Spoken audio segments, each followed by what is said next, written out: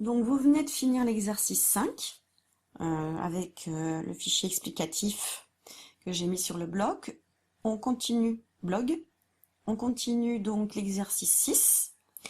Donc il y aura plusieurs procédures à faire avec l'exercice 6, le 7 et le 8. Ce sera tout le temps la même chose. En fait, on va tout le temps parler des radicaux, le radical du mot. Je vous ai déjà expliqué que le radical du mot, c'est en fait ce qu'il y a de plus petit dans un mot et après on peut changer.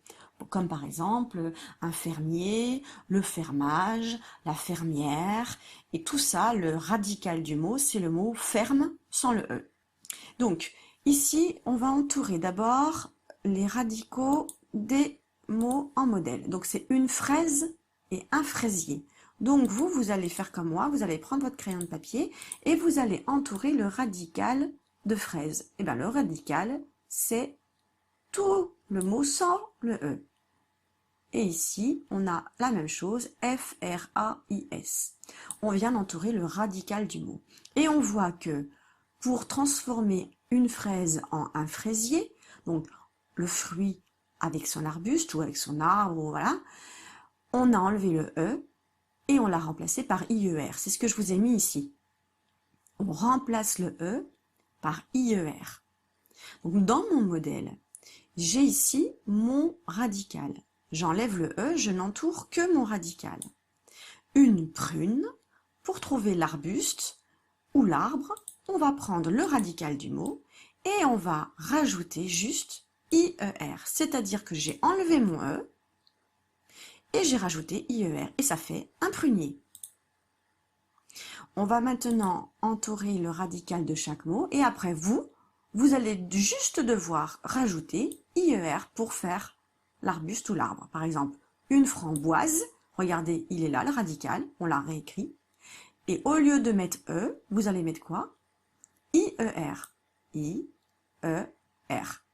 Et voilà, l'exercice est fait.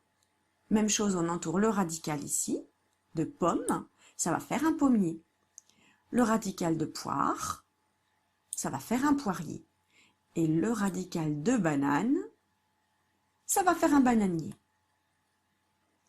Dans l'exercice 7, on a exactement la même chose. Cette fois-ci, c'est plutôt pour trouver le féminin.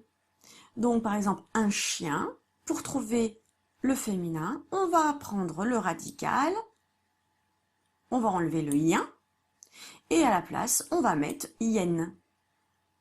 Regardez, on enlève le yen et on met yen. Donc ici, dans mon exemple, et d'ailleurs c'est le premier exemple que vous avez ici, dans gardien, si j'enlève le yen, voilà mon radical,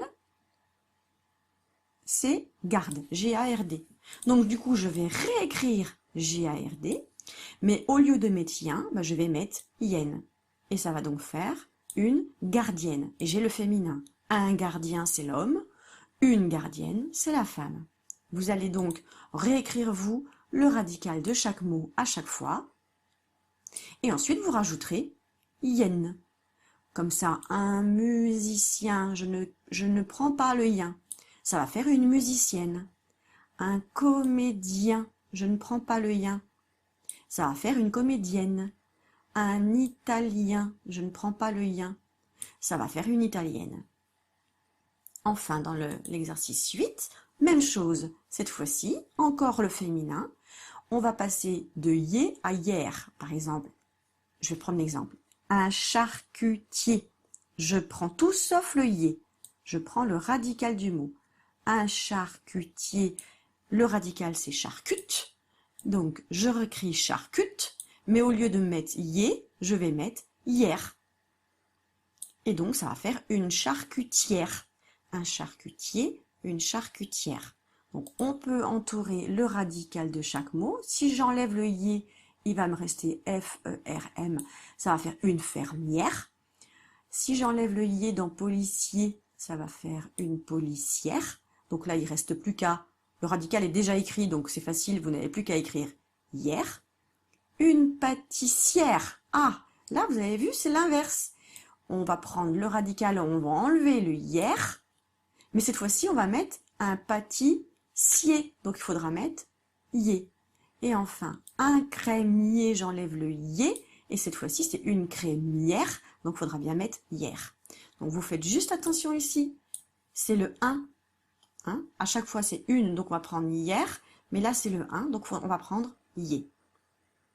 Maintenant qu'on a terminé, attention, on prend le cahier de dictée et on va faire la dictée numéro 35. Donc, vous allez mettre la date 4 juin 2020. Et ensuite, vous allez avoir plusieurs possibilités. Vous allez avoir à chaque fois le son I avec le I. Donc, on aura peut-être yan, iyan, donc iyan. Ensuite, on aura peut-être yo, yo. On aura peut-être ya, donc ia. Ensuite, on aura peut-être ie, ie. Et enfin, on aura peut-être yé,